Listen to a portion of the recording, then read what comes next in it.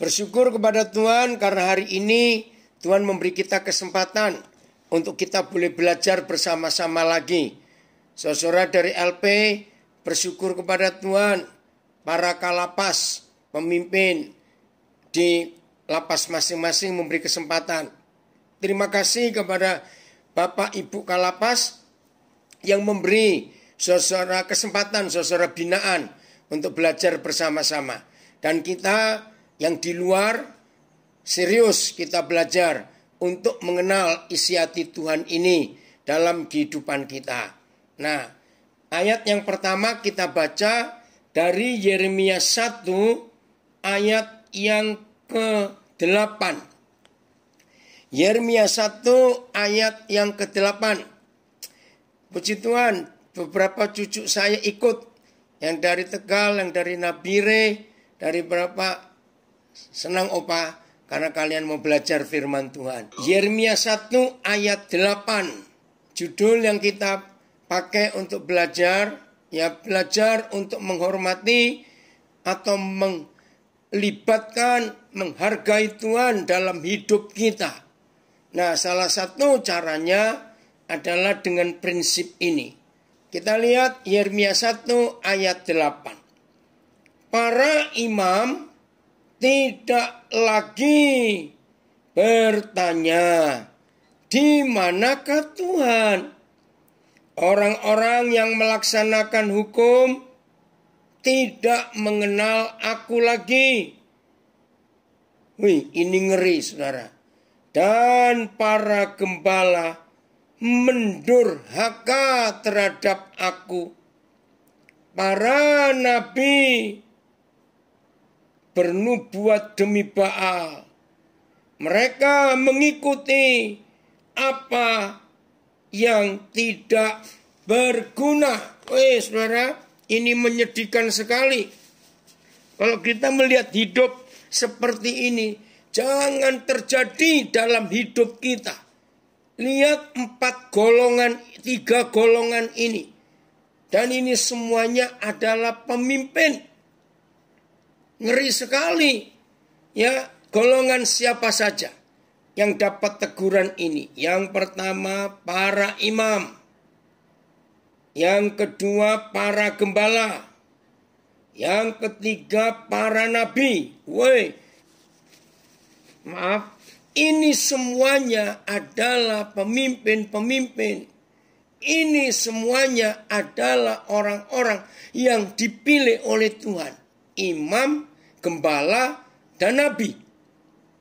Tetapi mereka menyedihkan sekali. Apa yang mereka buat? Mereka tidak mengindahkan Tuhan. Mereka tidak merasa perlu Tuhan. Mereka tidak merasa perlu pimpinan Tuhan.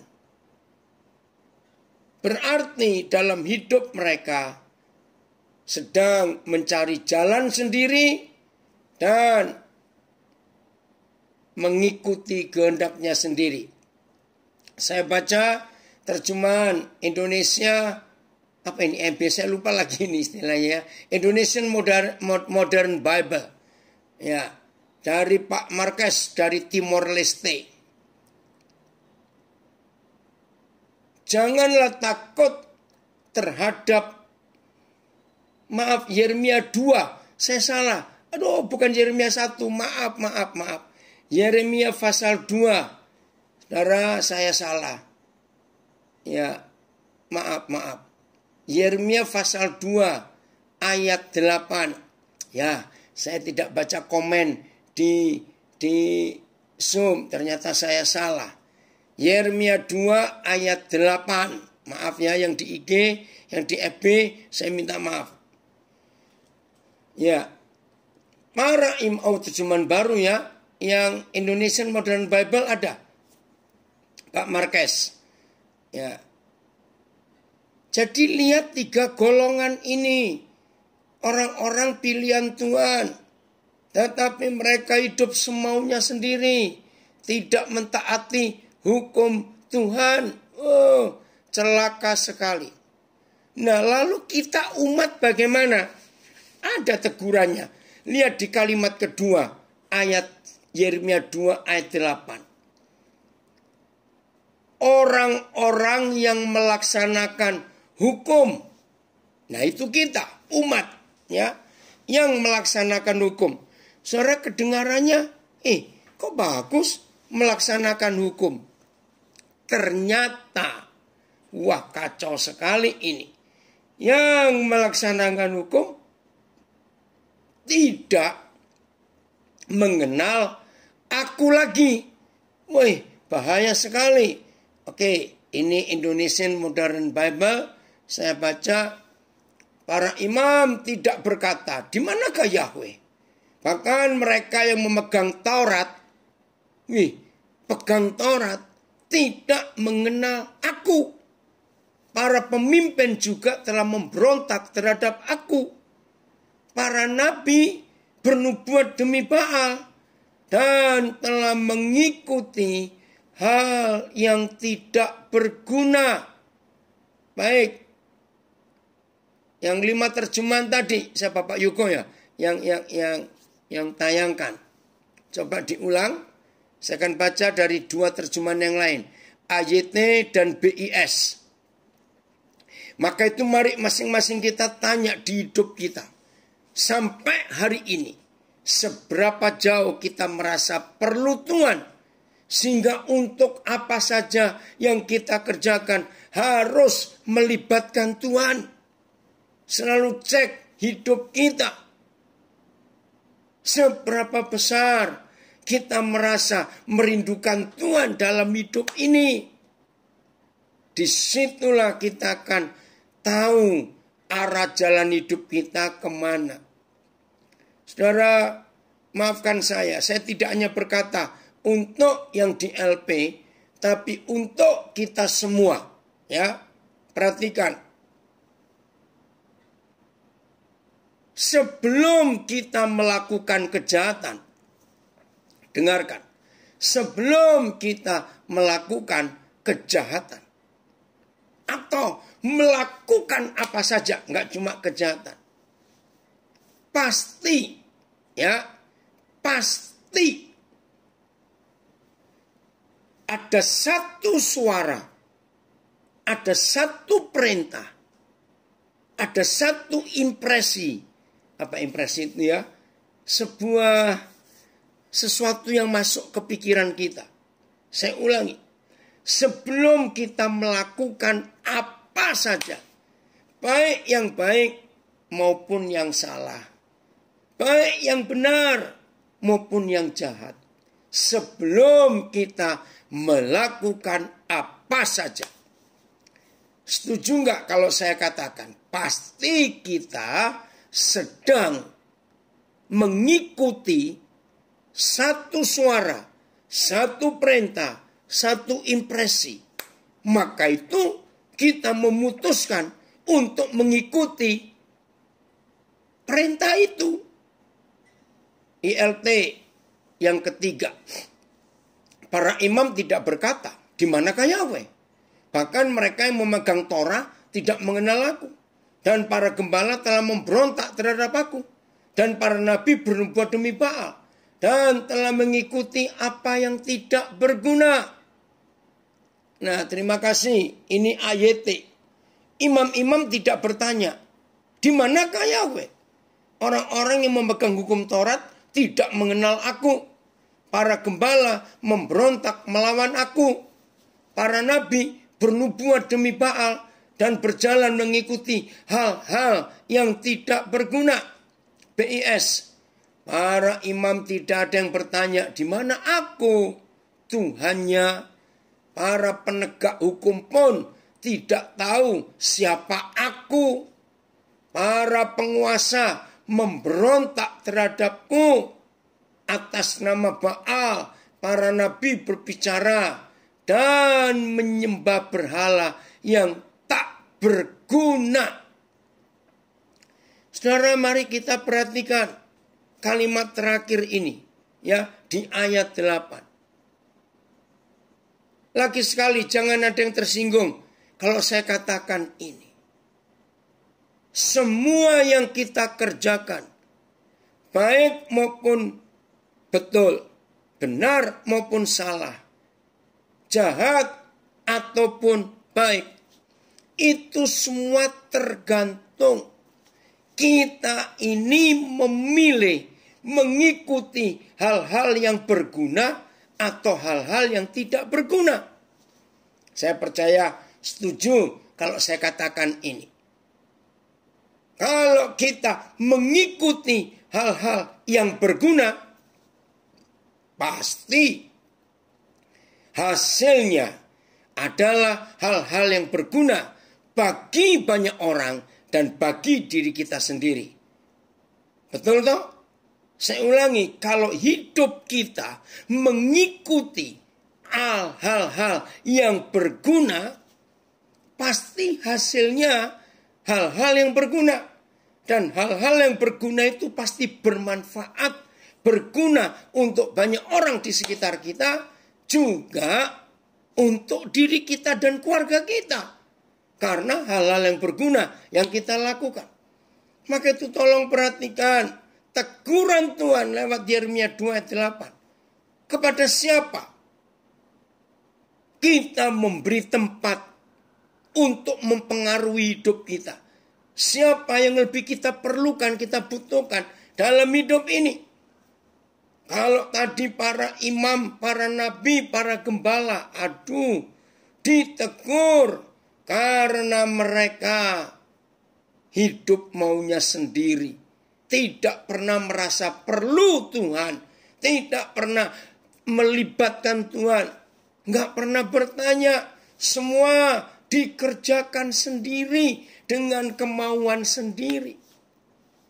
Maka itu terjadi hal-hal yang jahat. Nah padahal, saudara perhatikan, padahal Papa menyediakan hal yang luar biasa. Coba kita baca ayat yang ke-7. Ya. Mundur. Ayat 7. Begini. Aku telah membawa kamu ke tanah yang subur. Yeremia 2 ayat 7. Untuk menikmati buahnya dan segala yang baik daripadanya. Tetapi segera setelah kamu masuk ke tanah itu, maksudnya kamu menajiskan tanahku, tanah milikku telah kamu buat menjadi kekejian. Nah ini loh saudara, hidup yang merasa tidak membutuhkan Tuhan, hidup yang tidak menghargai Tuhan, sehingga tidak pernah melibatkan Tuhan. Semua kita putuskan sendiri menurut kemauan keinginan kita. Padahal Bapa di surga sudah menyediakan tanah yang subur, tanah yang keberkatan. Tapi kita najiskan tanah itu. Nah, maka itu penting sekali dalam hidup kita, saudara. Kita itu selalu menanyakan bagaimana perjalanan iman kita, bagaimana perjalanan hidup kita. Terus melibatkan Tuhan. Supaya apa yang Papa janjikan itu tetap kita bisa nikmati. Terjemahan BIMK. Ke negeri yang subur ku antar mereka untuk menikmati hasil-hasil dan segala yang baik di sana. Tapi di situ tanahku mereka najiskan. Dan milikku, mereka jadikan sesuatu yang menjijikkan. Oh ampuni kami Tuhan, ampuni kami. Nah jadi dari sini kita melihat saudara, kalau kita salah. AYT, terima kasih. AYT, aku membawamu ke suatu negeri yang subur untuk menikmati buah-buah dan hal-hal baik yang dimiliki tanah itu, negeri itu. Akan tetapi ketika kamu masuk, kamu menajiskan tanahku dan menjadikan milik pusakaku suatu kekejian. BIS. Ke negeri yang subur, ku antar mereka untuk menikmati hasil-hasil dan segala yang baik di sana. Tetapi di situ tanahku, kok hilang? Ya udah, keputus ya. Saya baca yang dari Banjarmasin dapat kiriman. Amplified. I brought you into a plentiful land. Plentiful itu sangat subur. To eat its fruit and enjoy its good things. Oh, Retna, terima kasih ya. Jadi aku ini bawa kamu ke tanah yang ke tanah yang penuh dengan buah-buahan. Aku perintahkan kamu untuk menikmati buah-buah itu dan hal-hal yang baik. Tapi but you came and defiled. Tapi kamu masuk lalu merusak, mencemarkan tanahku. And you made my inheritance repulsive. Dan kamu mengobrak-abrik merusak tanah warisanku. FAYH. Aku membawa mereka ke tanah yang subur untuk menikmati hasilnya yang berlimpah-limpah. Dan segala yang baik daripadanya. Tapi mereka memenuhi tanahku dengan dosa serta kenajisan. Aduh Tuhan. Dan menjadikannya sesuatu yang menjijikkan. Saudara, mari kita bertobat untuk hal ini. Jadi pada awalnya Bapa itu menyediakan semua yang baik. Tapi kita yang salah. Izinkan saya mengatakan kalimat ini. Setelah kita baca dua ayat ini, Yeremia 2 ayat 7 dan 8, maka ambillah keputusan dan vonis diri sendiri. Saya ulangi, ambillah keputusan dan vonis diri sendiri. Terjadi apa saja yang tidak baik di hidup kita dan keluarga kita, di bisnis kita, di semua area kehidupan kita, termasuk kesehatan kita yang terganggu. Setelah kita renungkan dua ayat ini, Yeremia 2 ayat 7 dan 8, berarti yang salah itu kita. Karena Papa sudah menyediakan semuanya itu yang baik. Ketika kita dibawa masuk ke tanah yang subur, tanah yang diberkati, kita merusaknya dengan semua kejahatan dan dosa yang kita lakukan. Nah, jadi jangan salahkan Tuhan. Ini perkara serius dalam hidup kita. Tapi ini kebaikan Papa. Sehancur apapun yang kita alami sekarang. Dengarkan kalimat ini. Sehancur apapun yang kita alami sekarang. Serusak apapun yang terjadi di hidup kita dan keluarga kita dan bisnis kita dan semuanya. Papa tetap menunggu kita bertobat, kita balik, mentaati hukum-hukumnya. Serius, dengan cepat, detik ini kita mengaku dosa, detik ini kita bertobat, dan Papa melihat hati kita sungguh-sungguh tidak berbuat dosa lagi. Detik ini juga pemulihan dan pembaruan itu terjadi.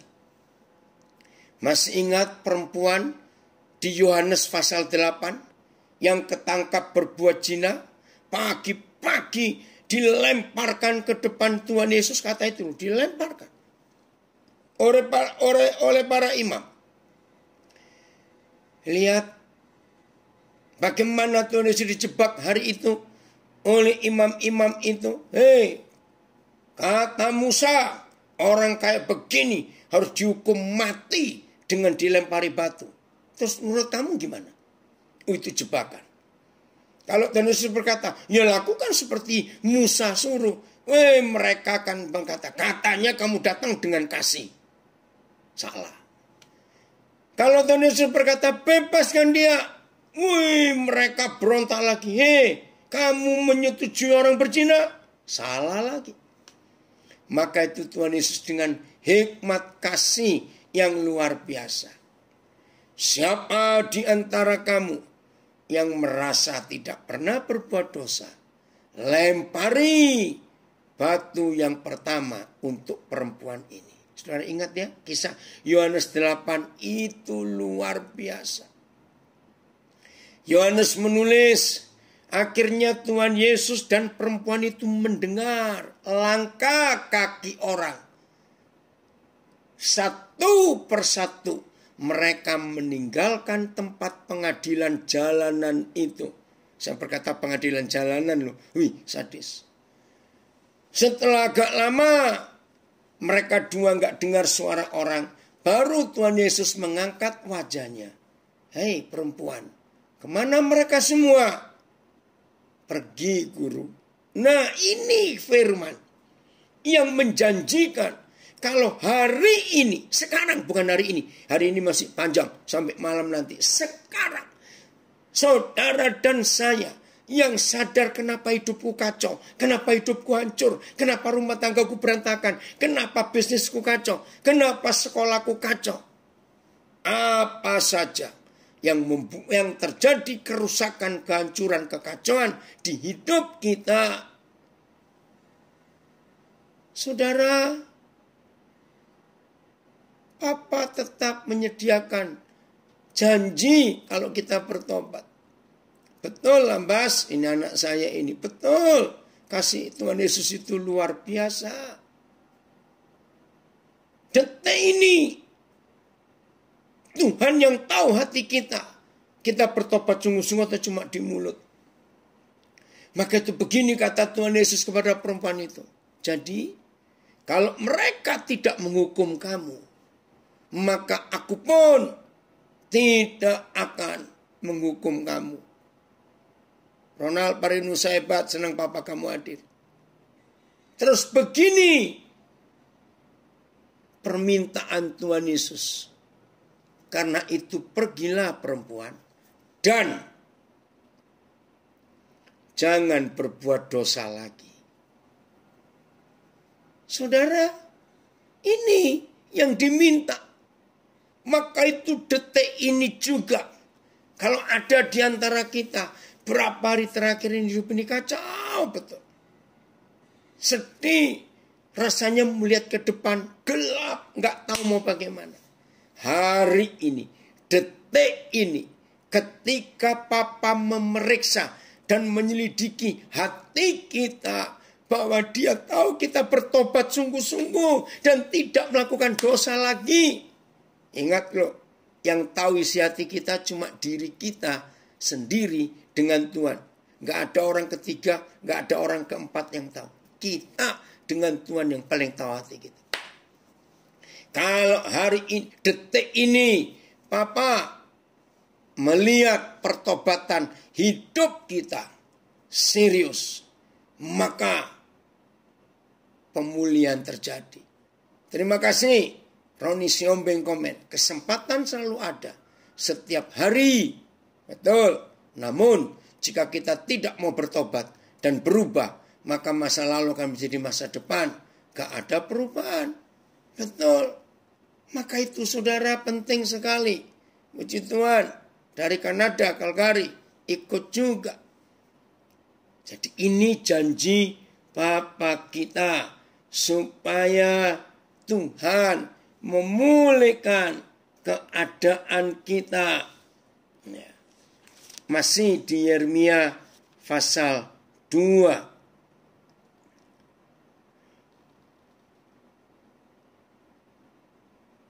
Saya baca mulai ayat 1. Yeremia 2 ayat 1. Ya, agak panjang ini sampai ayat yang ke-6.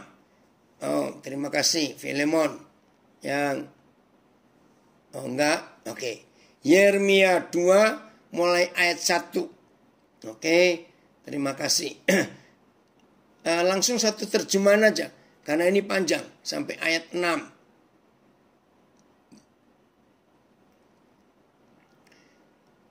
Ya.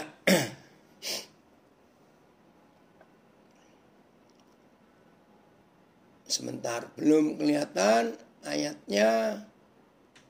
Ya, mana ini? Firman Yahweh datang kepadaku bunyinya. Yeremia, pergilah memberitahukan kepada penduduk Yerusalem dengan mengatakan, beginilah firman Yahweh, aku teringat kepada kasihmu pada masa mudamu. Wih, keren ya, kayak orang pacaran. Ya. Saya ulangi ayat 2 ini. Aku teringat kepada kasihmu pada masa mudamu, kepada cintamu. Oi, Sandro, puji Tuhan, terima kasih. Ya. Maaf, kepada cintamu pada waktu engkau menjadi pengantin. Cinta mula-mula, cinta pertama. Bagaimana engkau mengikuti aku di padang gurun? Di negeri yang tiada tetaburannya. Artinya gak ada pohon-pohonan, gak ada benih yang bisa tumbuh. Kalau ditanam gak ada. Terus semua orang yang memakannya menjadi bersalah. Malapetaka menimpa mereka. Demikianlah firman Yahweh. Saya kok bingung sebentar. Nggak bisa. Tunggu ya. Sebentar. Ayat 3 mana? Ayat 3. Oke, saya nggak tahu kenapa di layar Zoom ini kok begini cara penayangannya. Saya nggak bisa baca dengan baik. Oke, ayat 3. Ketika itu. Ya, lihat. Ketika itu. Israel kudus bagi Yahweh. Luar biasa. Ketika itu Israel kudus bagi Yahweh. Ayat 3. Mana ayat 3? Ya. Sebagai buah bungaran dari hasil tanahnya. Semua orang yang memakannya. Sebentar. Oh, itu kepotong tadi ya. Baik. Sekarang ayat 4. Ya, terima kasih. Maaf, ayat 4. Dengarlah firman Yahweh, hai kaum keturunan Yakub, hai segala kaum keluarga keturunan Israel. Beginilah firman Yahweh, ayat 5. Apakah kecurangan yang didapati nenek moyangmu padaku? Sehingga mereka menjauh daripadaku, mengikuti dewa kesia-siaan sampai mereka menjadi sia-sia. Nah, diulangi lagi. Ayat 6, ayat 8 sama.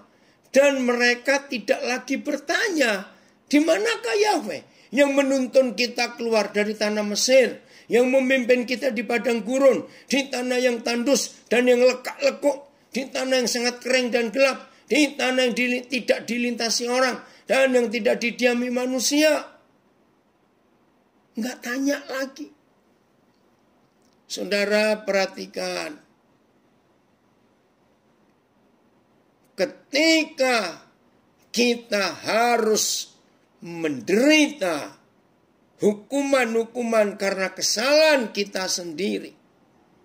Sampai rumah tangga kacau, hidup tidak sehat. Hati penuh dendam dan kemarahan dan sejenisnya. Karena kita tidak kembali kepada Bapa di sorga. Karena kita tidak kembali menikmati Tuhan. Merasa membutuhkan Tuhan dalam hidup ini.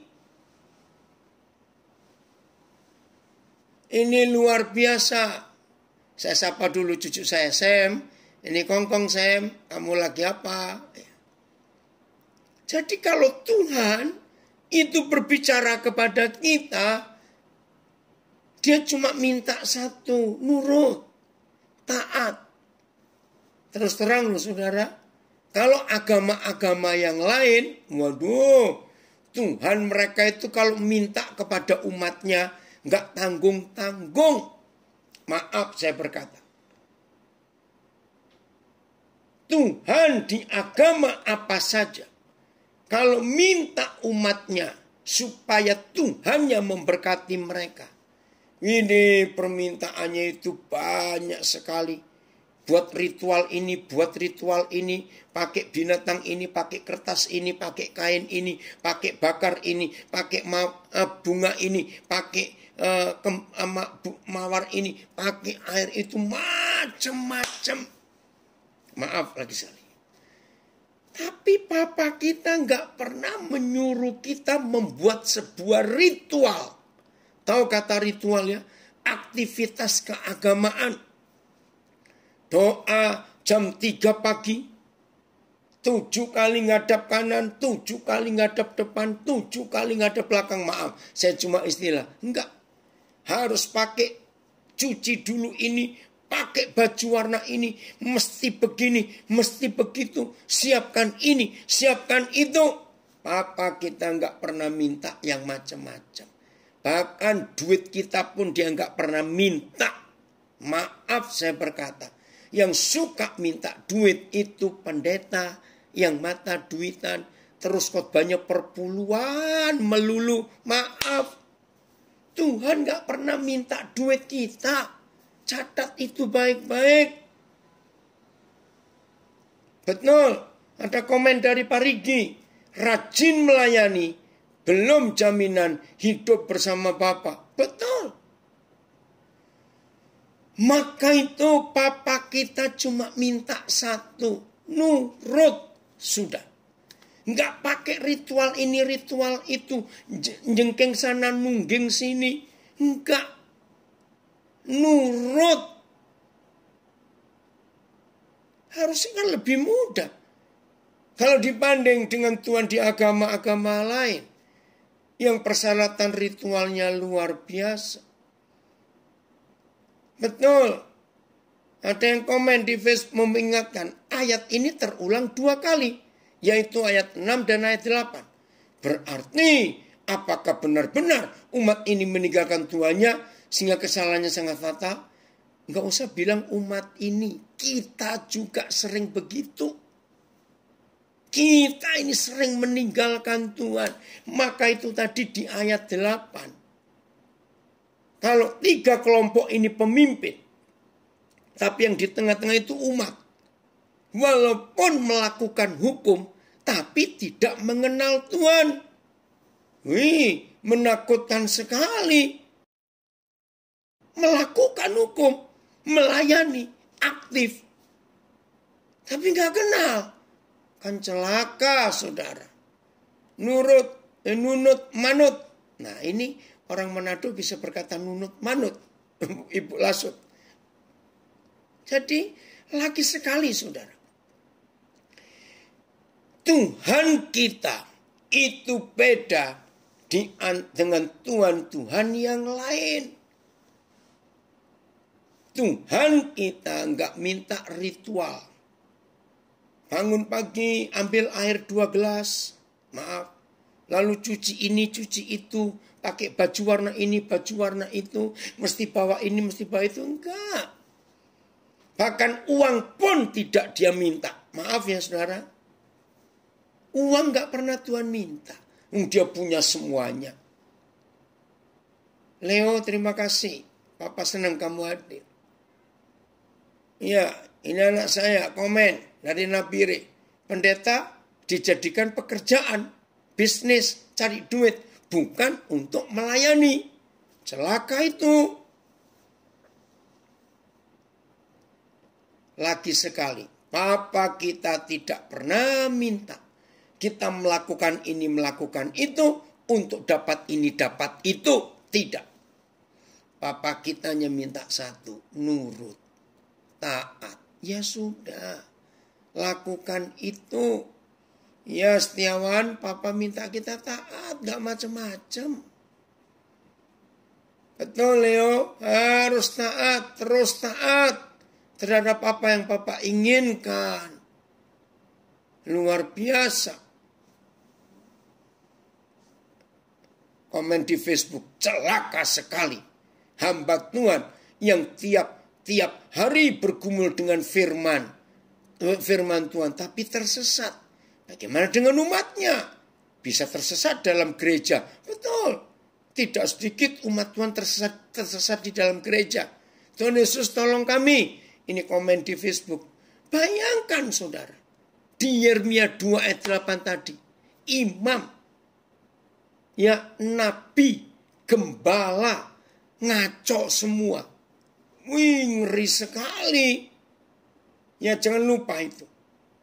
Enggak bertanya, bagaimana Tuhan, kami harus apa? Oh, Tuhan Yesus luar biasa. Ini dia.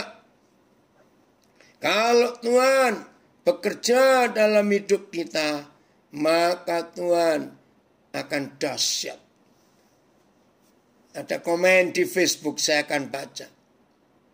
Agak panjang ini. Seorang hamba Tuhan itu harus memiliki hati seorang hamba. Bekerja melayani, pekerjaan Tuhan itu harus tanpa pamrih. Artinya kita bekerja melayani pekerjaan Tuhan itu harus benar-benar tulus. Dan jangan pilih-pilih tempat. Mana tadi? Jika mau melayani, artinya jangan lihat gereja besar. Banyaknya jemaat baru datang dengan penuh semangat. Kita mau melayani, sedangkan kalau gereja kecil dan sedikit jemaatnya kita akan melayani. Hati-hati jangan sampai kita disebut bukan hamba Tuhan, melainkan hamba uang. Aduh, celaka. Tapi ingat, bukan berarti kita nggak butuh uang dan seterusnya. Puji Tuhan. Jelas ya, maka itu harus terjadi. Papa di IG ada komen. Papa nggak minta uang kita. Dia punya semuanya. Dia jual 1 bintang aja, nggak ada yang bisa beli. Keren juga kamu. Ya. Jadi ayo kita memperhatikan kebenaran ini untuk hidup serius dengan Bapa di surga. Mentaati hukum-hukumnya karena itu yang dia suka. Yeremia 9 ayat 23 dan 24. Yeremia 9 ayat 23 dan 24. Nah ini saya minta berapa terjemahan. Oh, ini kamu anduk. Anduk daging. Apa itu? Maaf, anak saya pakai nama lain. Udah, Yeremia 9 ayat 23. Yang 5 terjemahan itu.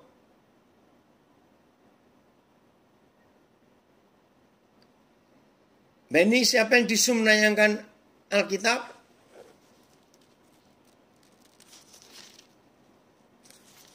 Enggak ada? Oke.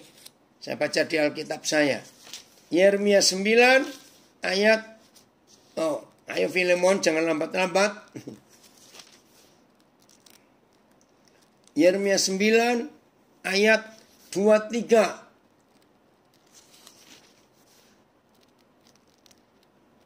Oke, silakan Pak Yugo kalau bisa. Oke. Terima kasih. Perhatikan ya. Saya akan baca 3 terjemahan. Oke. Beginilah firman Yahweh. Janganlah orang bijaksana bermegah karena kebijaksanaannya. Janganlah orang kuat bermegah karena kekuatannya. Janganlah orang kaya bermegah karena kekayaannya. AYT. Beginilah firman Yahweh. Janganlah orang bijaksana membanggakan diri karena hikmatnya. Janganlah orang kuat, ya, mana tadi? Janganlah orang kuat membanggakan diri karena kekuatannya. Janganlah orang kaya membanggakan diri karena kekayaannya. BIS. Yahweh berkata, orang arif tak boleh bangga karena kebijaksanaannya. Orang kuat karena kekuatannya. Dan orang kaya karena kekayaannya. Lalu apa yang Tuhan cari? Ayat 24. beberapa terjemahan. Ini ada terjemahan bahasa Jawa dari Pak Setiawan.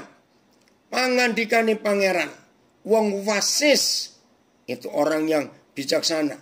Ojo ngumukake kawicaksanaane. Lan wong roso ojo gemunggung ngumukake karosane. Utawa wong sugih ojo ngendhalekake kesugiane. Terima kasih Setiawan untuk itu. 24. Nah, ini yang Tuhan cari. Ya. Tetapi siapa yang mau bermegah, yang mau, bukan sombong ya, yang mau bermegah, bermegahlah karena yang berikut.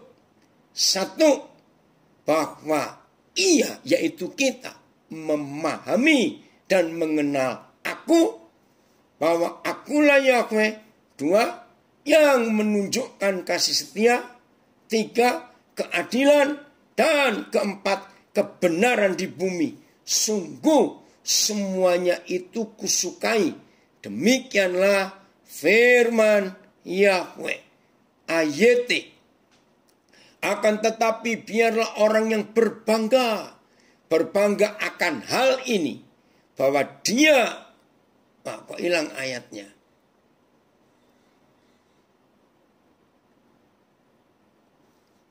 Kenapa? Kok hilang di Zoom? Oke, ada yang komen di Facebook.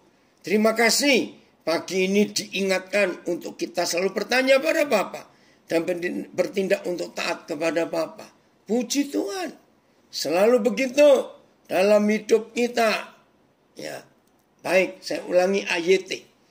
Akan tetapi, biarlah orang yang berbangga akan hal ini. Bahwa dia mengerti dan mengenal aku.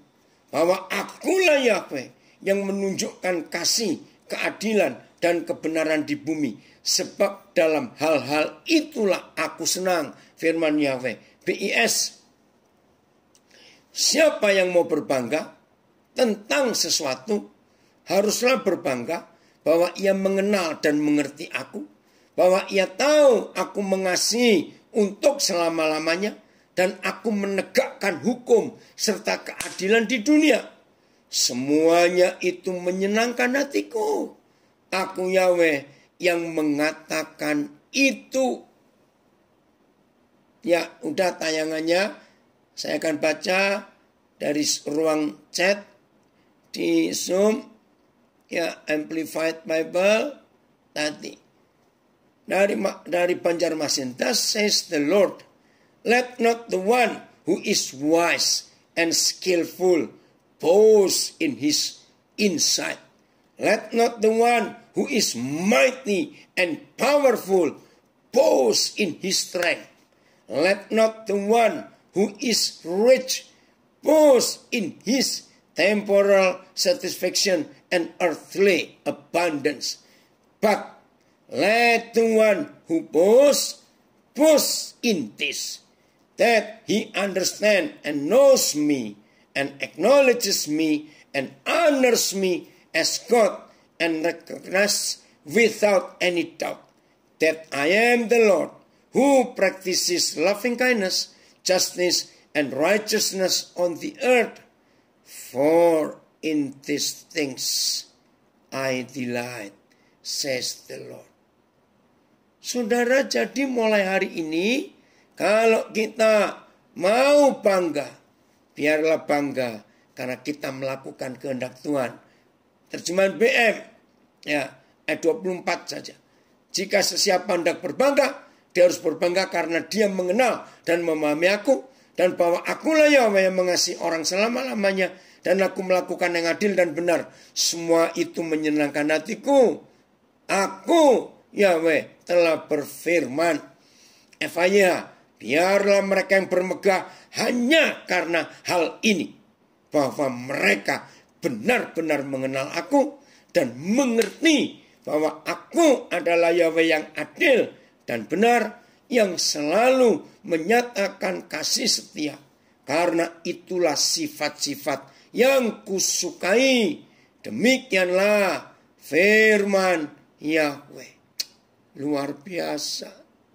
Ada yang berdoa di Facebook, ajar aku ya Bapak, supaya memiliki hati yang taat dan setia lewat kehidupan sehari-hari.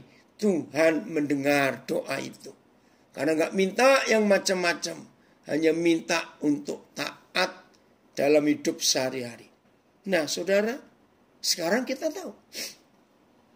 Bagi yang sering nyanyi gini, menyenangkanmu, senangkanmu.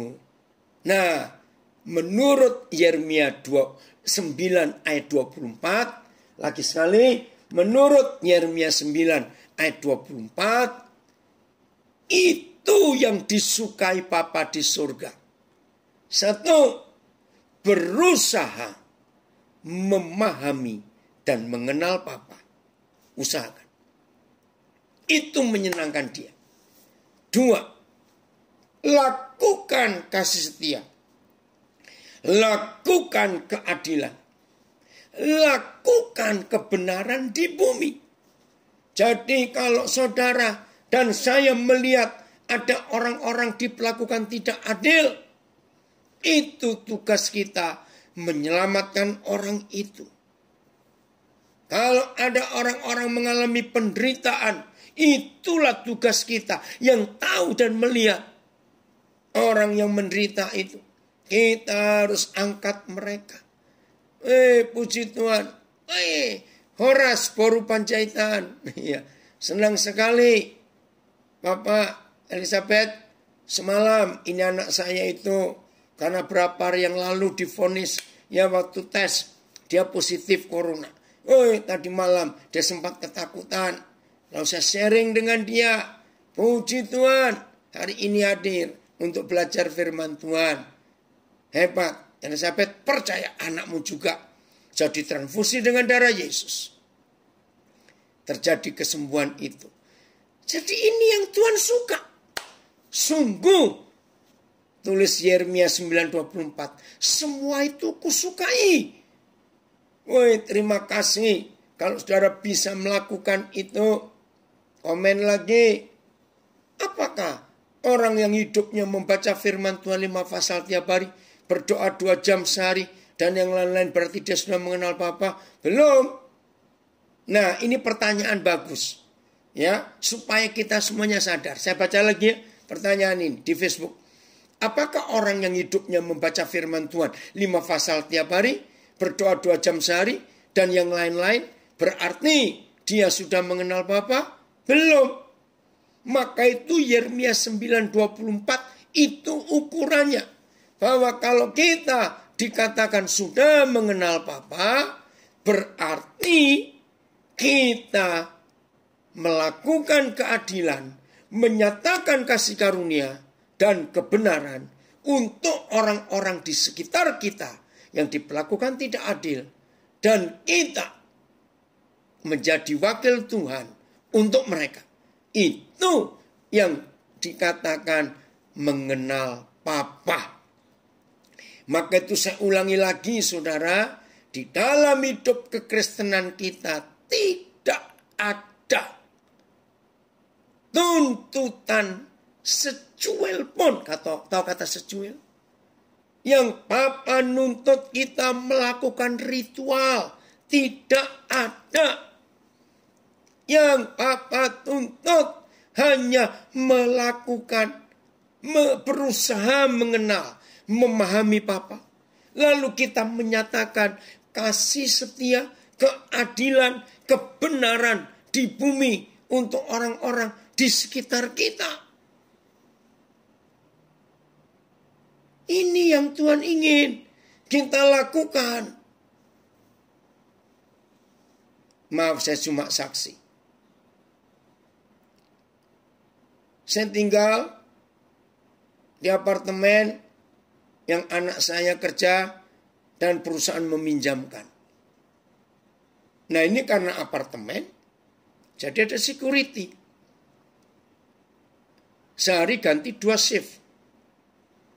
Nah, karena saya berapa hari di sini, jadi saya kenal mereka. Saudara, saya membiasakan diri hampir tiap hari lah. Enggak tiap hari. Saya kalau pas keluar kemana, melihat ada roti atau nasi atau apa yang Tuhan gerakkan, saya beli. Saya bagi untuk mereka. Mereka senang sekali. Kalau mereka yang tugas malam, kadang-kadang saya beri mereka kopi atau Milo. Karena mereka malam, dari jam 8 malam sampai 8 pagi. Nah, masa pandemik begini, maaf saya cuma cerita ya. Roh Kudus gerakkan saya. Saya berikan mereka vitamin-vitamin. Nah, inilah menyatakan keadilan, kebenaran, kasih setia kepada orang-orang yang ada di sekitar kita. Itu yang Papa rindukan atas kita. Saudara, dunia nggak butuh agama. Saya percaya semua kita setuju 1.000.000%. Dunia nggak butuh agama. Lihat presiden kita awal tahun buat gebrakan yang luar biasa. Lihat sekarang Jakarta aman. Karena biang keroknya sudah nggak ada. Maaf saya berkata. Maka itu ada berapa tulisan selama berapa hari ini. Mabuk alkohol itu masih jauh lebih baik daripada orang mabuk agama. Dan saya setuju. Pokoknya hari ini jangan sibuk dengan ritual. Apalagi selama pandemik semua agama, rumah-rumah ibadah tutup. Jadi nggak ada yang kelihatan orang buat ritual. Masing-masing lah. Mau di kamarmu, di kamar mandimu silakan. Nggak ada orang yang lihat.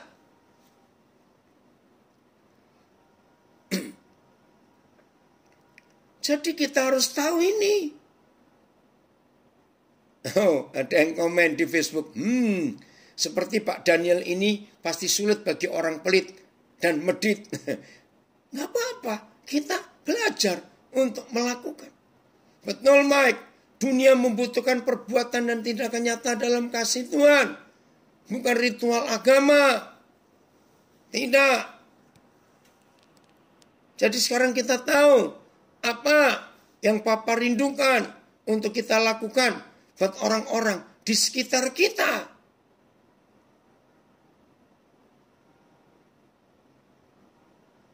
Jelas ya saudara? Maka itu yang ingin menyenangkan Tuhan. Lihat Yeremia 9 ayat 24 khususnya.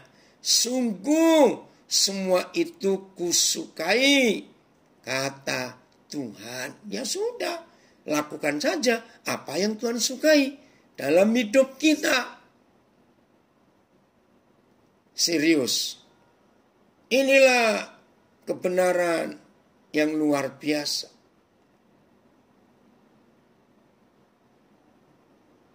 Hari Sabtu nanti tanggal 13. Saya cuma saksi. Salah seorang anak kami, dia pelayanan anak-anak. Hebat Tuhan pakai. Dia orang dari Minahasa. Dia lahir di sana. Saya ketemu dia berapa tahun yang lalu, waktu dia masih kuliah di Bandung. Akhirnya Tuhan selamatkan, pulihkan hidupnya. Dia manggil saya papa, manggil istri saya mama. Nah nanti tanggal 13 ini dia lamaran. Dapat orang Jawa di Solo. Iya karena orang tuanya jauh di Sulawesi Utara nggak bisa datang. Nah saya datang mewakili orang tua untuk melamar dia ke Solo. Karena Sabtu malam dan Minggu pagi saya ada pelayanan. Jadi kami berunding. Lamarannya jam 10 pagi. Saya akan berangkat dari Jakarta pagi. Tiba di Solo. Lalu sore balik lagi ke Jakarta. Demi satu anak ini. Saudara ini yang kita harus buat. Untuk orang-orang yang perlu keadilan, kebenaran, kasih setia dari Tuhan untuk kita, lewat kita. Jadi kita lakukan itu demi kemuliaan Tuhan. Oke, bagian terakhir untuk kita menjadi pelaku firman. Supaya bumi ini segera penuh dengan kemuliaannya. Kalau bumi penuh kemuliaannya, Tuhan Yesus cepat datang. Betul? Ada komen lagi di Facebook, setuju saya ini. Dunia tidak membutuhkan nyanyian pujian. Melalui liturgi. Wih, tajam. maaf.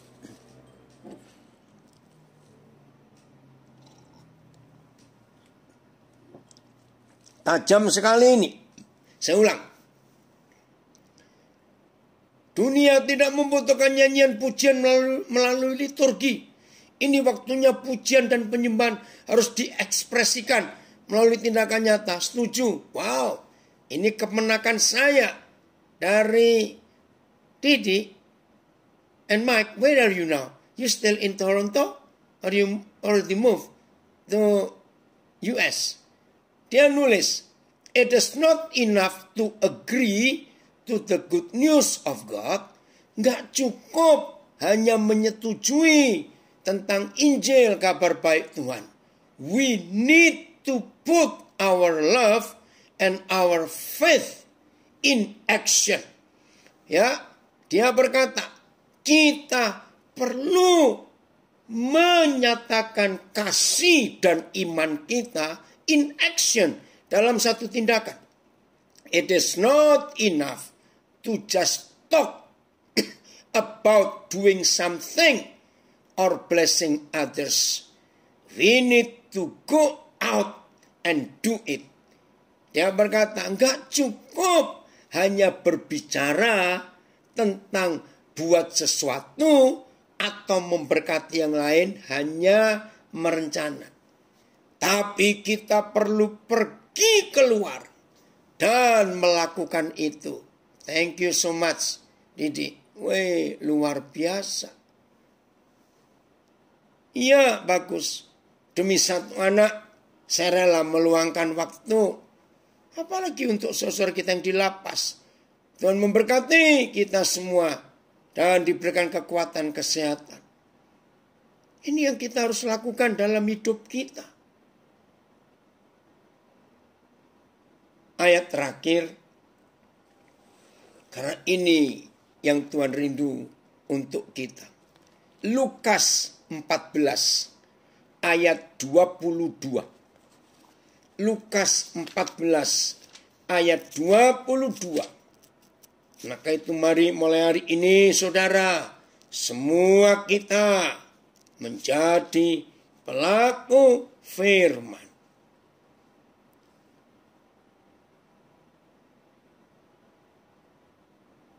Sebentar, Lukas 14, ya,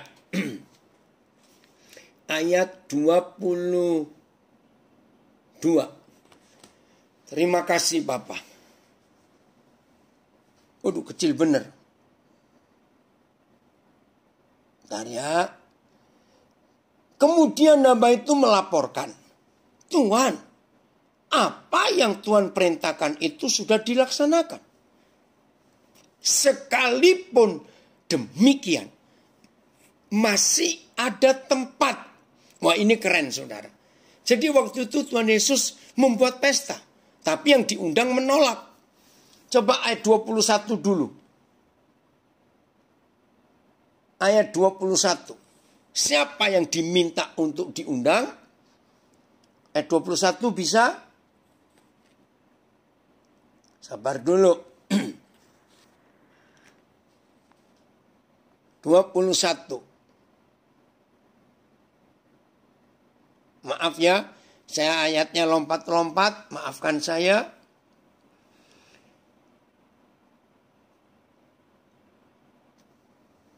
Oke, maka kembalilah hamba itu dan menyampaikan semuanya itu kepada tuannya. Lalu murkalah tuan rumah itu dan berkata kepada hambanya, pergilah dengan segera ke segala jalan. 1, 2, lorong kota. 3, dan bawalah kemari orang-orang miskin, orang-orang cacat, orang-orang buta, orang-orang lumpuh. 4 kelompok ini bawa. Saudara, marah tuan rumah ini. Nah, baru ayat 22 yang mengatakan sudah dilaksanakan. Tapi ternyata masih ada tempat. Lihat ayat 23. Ya, ayat 23 sekarang. Wih, puji Tuhan, dari Los Angeles ada yang komen. Terima kasih Utomo Lukman. Banyak orang Kristen yang pilih-pilih pelayanan menurut kesukaannya, bukan menurut kemauan Tuhan. Betul. Aduh. Tuh, siapaan yang meninggal? Yoyo. Siapa itu? Ini anak saya ada yang di rumah duka. Enggak apa-apa. Lakukan pelayanan itu. Ayat 23. Nah, ini tugas kita. Harus. Lalu kata Tuhan itu kepada hambanya. Saudara, saya terharu kalau membaca firman ini. Lukas 14:23. Lalu kata Tuhan itu kepadanya, kepada hambanya. Pergilah ke semua jalan dan lintasan. Oh Tuhan Yesus, kami mau melakukan ini. Dan paksalah orang-orang yang ada di situ masuk. Karena rumahku harus penuh. Bayangkan. Ayat.